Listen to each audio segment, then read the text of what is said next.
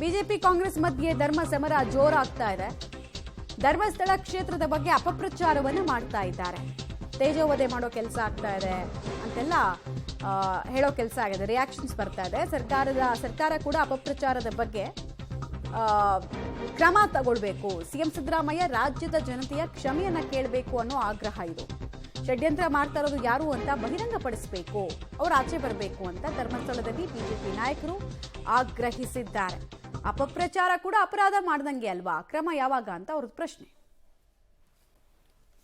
ತನಿಖೆ ಆಗಲಿ, ಯಾವುದೇ ತರ ತನಿಖೆ ಆದರೂ ಕೂಡ ನಾನು ಸ್ವಾಗತ ಮಾಡ್ತೇನೆ ಅನ್ನುವ ಮಾತನ್ನು ಕೂಡ ನಾನು ಹೇಳಿದ್ದೇನೆ ಹಿಂದೂ ಕೂಡ.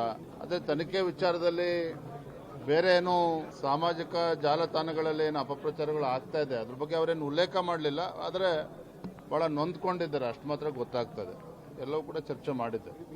ಈ ಹಿಂದೂ ಧರ್ಮ, ನಮ್ಮ ಸಂಸ್ಕೃತಿ, ನಮ್ಮ ಪರಂಪರೆ ಉಳಿಸ್ತಕ್ಕಂಥ ನಿಟ್ಟಿನಲ್ಲಿ ಶ್ರೀ ಕ್ಷೇತ್ರದ ಬಗ್ಗೆ ಅಸಂಖ್ಯಾತ ಭಕ್ತರೇನಿದ್ದಾರೆ ಅವರ ಭಾವನೆಗಳಿಗೆ ಧಕ್ಕೆ ಬರಬಾರದು ಅನ್ನುವುದೇ ನಮ್ಮ ಎಲ್ಲರ ಮೂಲ ಉದ್ದೇಶ. ಆ ನಿಟ್ಟಿನಲ್ಲಿ ಈ ವಿಚಾರದಲ್ಲಿ ನಾವು ಗಟ್ಟಿಯಾಗಿ ನಿಲ್ತೇವೆ. ಹತ್ತಾರು ತಲೆಮಾರುಗಳಿಂದ ಬೆಳೆದು ಬಂದಿರತಕ್ಕಂಥ ಶ್ರದ್ಧೆ, ಆ ಶ್ರದ್ಧಾಭಂಗವನ್ನು ಮಾಡುವ ಅಧಿಕಾರ ಯಾರಿಗೂ ಇಲ್ಲ. ಶ್ರದ್ಧಾಭಂಗದ ಹಿಂದ್ಗಡೆ ಷಡ್ಯಂತ್ರ ಇದೆ.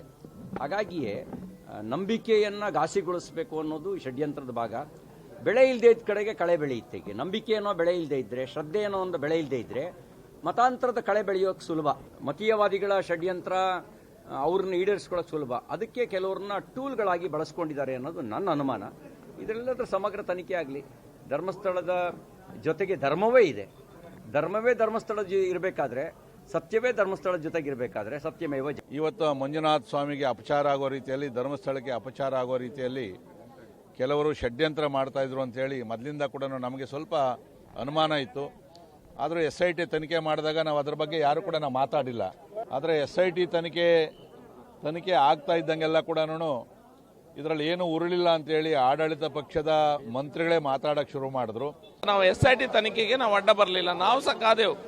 ನ್ಯಾಯ ಏನಾದರೂ ಇದೇ ಇರಲಿ, ಏನೋ ಸರಿ ಅನ್ನೋದು ಸತ್ಯಾಂಶ ಹೊರಗೆ ಬರಬೇಕು. ಒಂದು ವೇಳೆ ಅನ್ಯಾಯ ಆಗಿದ್ರೆ ಸತ್ಯಾಂಶ ಹೊರಗೆ ಬರಲಿ ಅನ್ನುವಂಥ ಮನಸ್ಥಿತಿಯಲ್ಲಿ ನಾವೆಲ್ಲ ಕಾದು. ಆದರೆ ಇವರ ನೆರೇಟಿವ್ ಏನಿದೆ, ಏನು ನೆರೇಟಿವ್ ಅನ್ನು ಕ್ರಿಯೇಟ್ ಮಾಡುವಂಥ ಪ್ರಯತ್ನ ಮಾಡ್ತಾ ಇದ್ದಾರೆ.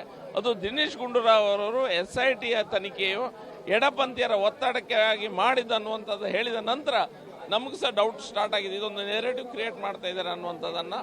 ಆದರೂ ನಾವು ತಡ್ಕೊಂಡ್ವಿ. ಇನ್ನು ಮುಂದೆ ತಡ್ಕೊಳ್ಳಿಕ್ಕೆ ಸಾಧ್ಯ ಇಲ್ಲ. ಹಿಂದೂಗಳ ಮನಸ್ಥಿತಿ, ಹಿಂದೂಗಳ ಮನೋಭಾವದ ಮೇಲೆ ಘಾಸಿ ಮಾಡುವಂಥ ಪ್ರಯತ್ನವನ್ನು ಕೆಲವು ಸ್ಥಾಪಿತ ಹಿತಾಸಕ್ತಿಗಳು ಎಡಪಂಥೀಯವರು ಸೇರಿ ಮಾಡ್ತಾ ಇದ್ದಾರೆ. ಇದು ದೊಡ್ಡ ಷಡ್ಯಂತ್ರ. ಸರ್ಕಾರನೇ ಹೇಳ್ತಾ ಇದೆ, ಅರ್ಧ ಸರ್ಕಾರ ಷಡ್ಯಂತ್ರ ಹೇಳ್ತಾ ಇದೆ, ಮತ್ತೊಂದು ಸರ್ಕಾರ ಗೊತ್ತಿಲ್ಲದಂಥ ರೀತಿಯಲ್ಲಿ ಬಿಹೇವ್ ಮಾಡ್ತಾ ಇದ್ದಾರೆ. ಇದನ್ನು ನೋಡಿದಾಗ ಗೊತ್ತಾಗ್ತಾ ಇದ್ರೆ ಹಿಂದೆ ದೊಡ್ಡದಾದ ಕೈವಾಡ ಇದೆ.